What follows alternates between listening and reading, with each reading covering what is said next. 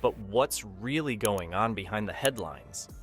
Costco and Walmart are both part of a global marketplace that is becoming more expensive to do business in due to increasing tariffs, particularly those that target imports from nations like China. To stay profitable in the face of these increased expenses, many retailers have had to reevaluate their sourcing arrangements, raise prices for consumers, or make adjustments to their logistics. It is reasonable to reevaluate strategies and make adjustments to operations in that setting. Having said that, it is quite improbable that two of the biggest merchants in the world. Was Walmart really supposed to eat all the tariffs that have been put on the goods it carries? Sure sounds like it. 10% tariffs on all imported products are now in effect, and now some are concerned consumers will react by panic buying or. Take a look at President's posting this weekend. Quote, Walmart should stop trying to blame tariffs as the reason for raising prices throughout the chain. Will respond with a complete closure of their manufacturing facilities and the mass sacking of all factory workers. The past impacts of tariffs have been recognized by Walmart. The business has issued a warning that, in the event of unexpected or significant increases in tariffs, customers may encounter price increases on imported items like apparel, electronics, and household appliances. Walmart has usually reacted by rearranging its supply chain, negotiating with suppliers, or exploring new markets instead of laying off workers or shuttering operations. Because of its extensive distribution network and wide range of products, it is able to withstand trade-related interruptions without implementing drastic measures like layoffs. Another company that has suffered the effects of tariff-driven inflation is Costco, which is likewise globally active, but has a different business strategy that is centered around wholesale and member-based shopping. In response, Walmart made billions of dollars this year, far more than expected. Between Walmart and China, they should, as it said, eat the tariffs.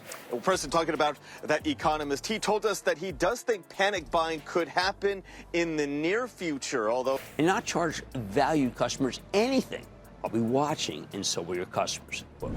Costco has followed Walmart's lead and is looking into alternative sourcing arrangements, while also pressuring suppliers to shoulder part of the extra expenses.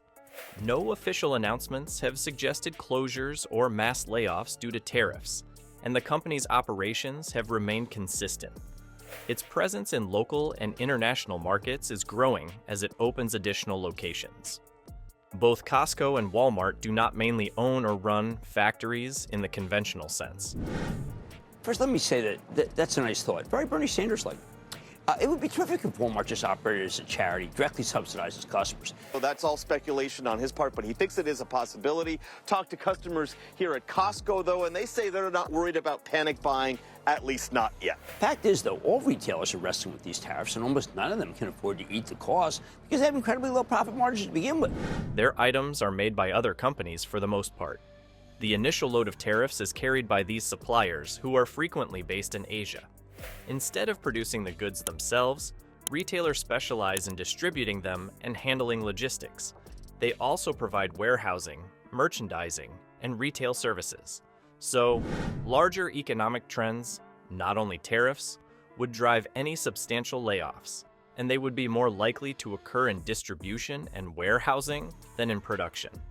Given their size and the significant economic impact that would result from laying off all employees at once, the idea that both corporations would do it at the same time is quite unlikely.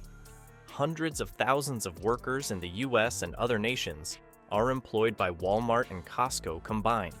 Because they didn't want their customers to get hurt.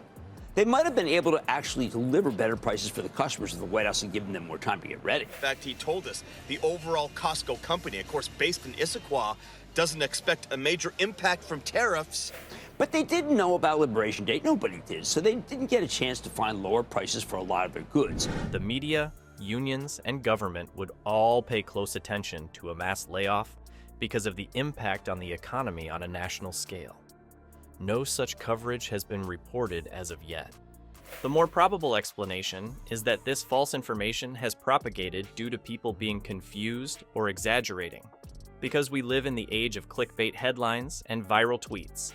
Even subtle economic issues, such as changes to supply chains and tariffs, may be sensationalized into stories of doom and gloom. In order to garner attention or advance a political objective, many social media messages are not based on reality, but rather exploit concerns about inflation, unemployment, and trade wars. Having said that, merchants face a complicated economic reality. It is common practice to raise prices or reduce profit margins in response to tariffs, which can raise the cost of imported goods.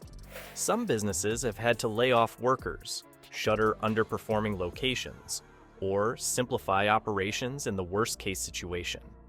But in most cases, these judgments are made slowly and in public.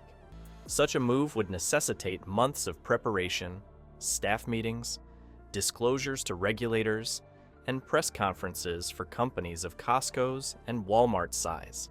I'm sure they're working on finding new sourcing right now. But as the president surely knows, you can't change your entire supply chain overnight. As for which products at Costco could see major increases, according to economists, we're talking about things like olive oil. Now, Walmart immediately told suppliers that they were going to have to make things much cheaper because they didn't want to hurt their American customers. These things would not happen suddenly or incognito. Retailers face more than just tariffs. Companies' financial calculations are affected by factors such as inflation, wage pressure, fuel prices, and changing consumer behavior. To keep up in a tough market, these businesses are often assessing how they're doing. However, their resilience is truly remarkable. When compared to smaller retailers, they are able to move quickly thanks to their size, customer loyalty, and technology infrastructure. Also, keep in mind that instead of contracting, both businesses have been growing. It's not like Walmart's vertically integrated, but it sure is a heck of a lot of heft when it bargains with the suppliers because it has huge scale, and scale means power. They blended things to prevent a big increase in price for some specific heavily tariffed products. Good thinking. Further, my understanding is that they tried to make it so other items that weren't tariffed only saw their prices raised a little bit. For example, Walmart has been pouring a lot of money into healthcare services, automation, and online shopping. Especially in foreign regions, Costco has persisted in opening additional warehouse clubs. Rather than pulling back, these expansion efforts show that growth is the goal. Instead than crumbling under the pressure of new difficulties, some stores are thriving by adjusting to them. Finally, the company then had to decide how much they could make on these goods when they sold them to their customer. Now, Walmart had the bad fortune of reporting first, and that's why they were the most visible. Now, there may be some cases where Walmart plays offense to gain market share by eating the cost entirely and then keeping prices lower than the competition. there is no solid proof that Walmart and Costco have actually fired all of their employees and shuttered their facilities, even though tariff pressure is genuine and presents difficulties for worldwide retailers. It would appear that these stories are part of a larger campaign of disinformation meant to cause fear or grab people's attention. Consumers in the current economic situation would do well to maintain a healthy skepticism of alarmist narratives while being informed through reputable sources. Tariffs do not pose an immediate threat to the long-term sustainability of retail giants Costco and Walmart, which continue to thrive despite the current economic climate.